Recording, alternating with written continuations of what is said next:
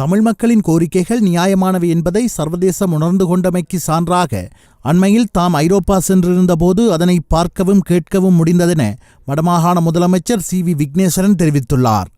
முல்லைத்தீவு முள்ளியவளை வித்யானந்தா கல்லூரி மைதானத்தில் நேற்று இடம்பெற்ற கரைத்துறை பெற்று பிரதேச கலாச்சார விழாவில் பிரதம அதிதியாக கலந்து கொண்டு கருத்து தெரிவித்த போதே அவர் மேற்கண்டவாறு தெரிவித்துள்ளார்.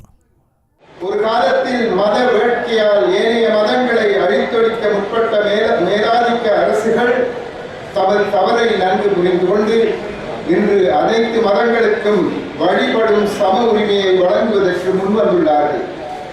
இதன் காரணத்தினால் கூடிய விரைவில் பிரித்தானியாவில் கூடிய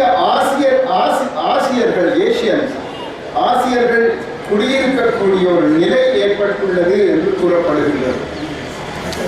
ஐக்கிய அமெரிக்காவின் தலைவராக விளங்கும் பராக் ஒபாமா அவர்கள் அமெரிக்காவில் தீபாவளி தினத்தை விடுமுறை தினமாக பிரகடனப்படுத்தி இருந்ததை இணையதளங்கள் ஊடாக அவதானித்திருப்பீர்கள். எனவே இந்த மாற்றங்களை பார்க்கும்போது மாற்றங்கள் மட்டுமே மாறாதவை என்ற கோட்பாட்டிற்கு அமைவாக நமது அரசியல் சூழ்நிலைகள் விரைவில் நல்ல மாற்றங்களை கொண்டு வருவன என நாம் நம்புகின்றோம்.